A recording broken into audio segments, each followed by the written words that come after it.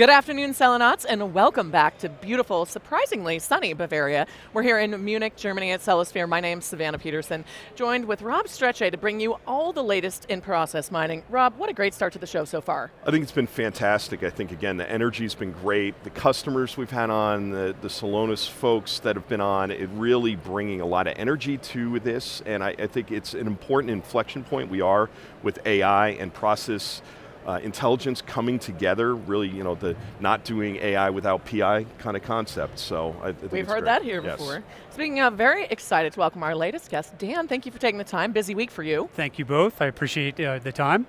I appreciated when you were giving us our press briefing yesterday. You talked about how cool you felt because you had just added something to your inner wrist, your temporary tattoo. Yes. And it fell off. Oh no! I was wondering if it was so still on. And as someone who's tattooed, I can relate to that feeling of how cool you felt. Yeah, I did. I felt very, very cool. Immediately about that. One of the things that I'm always so impressed with Celonis is the branding, the commitment to having a message that isn't just strong, but maybe a little spicy. Mm-hmm. So explain to us what Free the Process really means. Yeah, first and foremost, it's about our commitment to being open. To our as a platform and to innovators that are not on our platform but want to call into it. So I think that's the underlying cultural piece. And it's also a belief that other vendors should do that with their customers' data, which is obviously where a lot of this process information lives. So I think, freeing the process is sort of like, hey, if you can't get that information out and you don't have visibility into how you're actually working, that's kind of like, sort of like a jail. It's not a good thing. So we want to free the process. I like that you took it a step farther than silos. Yeah, yes. It's now actually data is in jail, data jail. Rob, have you ever been in data jail? Yes. I feel like I've been in data jail. I think this is a new term. Yes. Data hell, data jail. I mean, when you look at it and, everybody talks about, is it a data lake or a data swamp? Yes. And, how do you get out of the swamp? I think one of the things that, when we were talking yesterday, one of the things, some of the technical capabilities that you've really built underneath, and I think this is key, because when you look at these models, and I'm not just talking about Gen AI, but you guys, and I thought it was really, Karsten and team laid out a really good view of it's multimodal AI. It's not just about Gen AI. Can you talk to really some of the technical capabilities you've been working on, since you've gotten here, to really help build out into scale with these?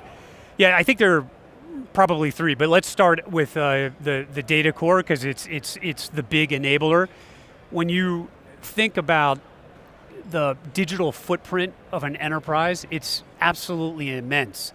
And the system of record those are just one part. There's obviously task and there's IoT, and many companies have robotic information, and now we've got agents all over the place. And so in order to be able to understand and organize all of that data and use it, you need tons of scale. You need to be able to transform it into a semantics, into a process intelligence graph so you can use it.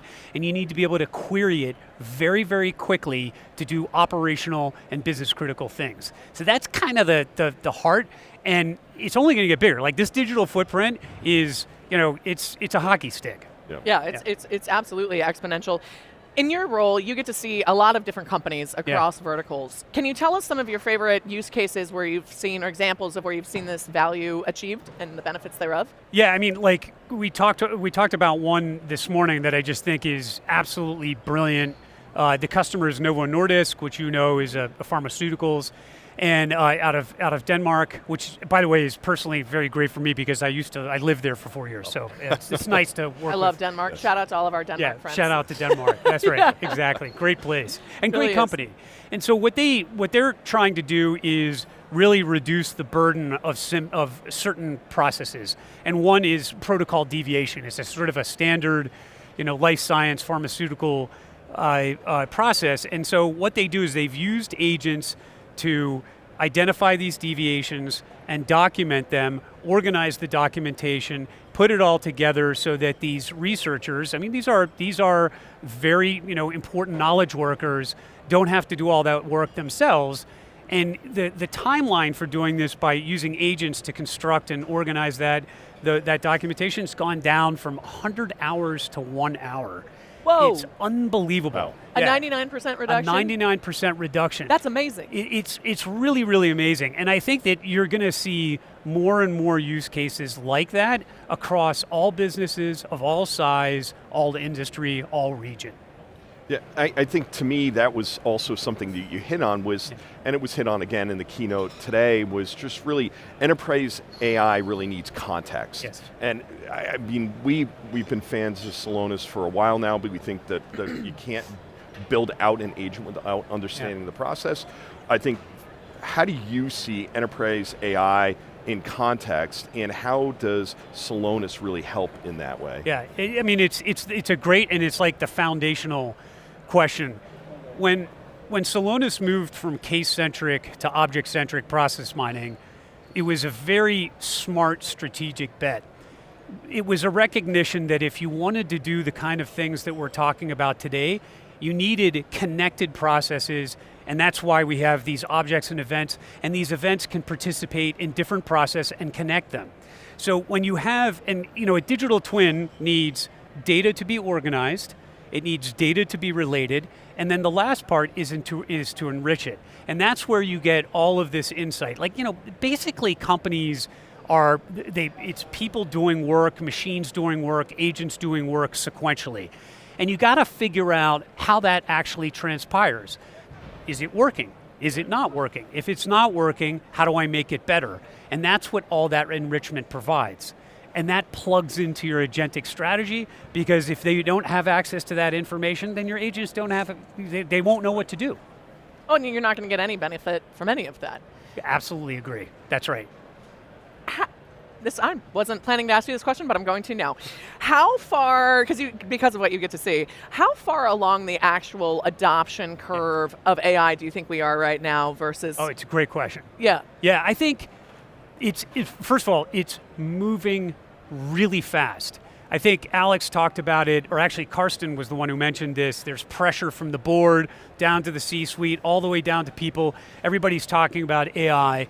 I think we're very much in a human-in-the-loop model, where a human will come in and make sure that things are working well. But I think this hockey stick is moving very, very quickly. The key is how, it's the determinism versus the variability of a response from a foundation model and the tools that you give it. And for certain things, that's not okay. And you should use normal automation techniques. For other things, that's okay, and the semantic capabilities of an LLM can be absolutely fantastic. So I think we're going to see this accelerate really, really rapidly over the next 12 months. I think one of the things that we all look at and kind of looking out in the not too distant future is what happens with autonomous agents. Yeah. How do you see autonomous agents really leveraging PI going forward? Yeah. So I think, we use these terms: analyze, design, and operate. The easiest way to see an agent in action is through operation. So typically, after you've analyzed and maybe you've designed a process differently, maybe you've extended it, maybe you've modified it, maybe you've redone it altogether, you're still going to get variability. Like, something's late, there's a storm in some place, delivery, somebody changed their mind, there's a finish-to-finish dependency, and you want to do something about it. So agents are very, very good at mining the information that is in the process intelligence graph. Why did a deviation occur? Is it a conformance problem, like something isn't what I expected? Is it a performance problem? Is it too late? Is it too costly? And then correcting that by looking at the information in the graph and asking the question, how can I remediate it? And is it the right way to remediate? And then of course go and execute. So I think that's really the easiest one to consume, but there are many other ways that I think agents can help facilitate this analyze, design, operate life cycle.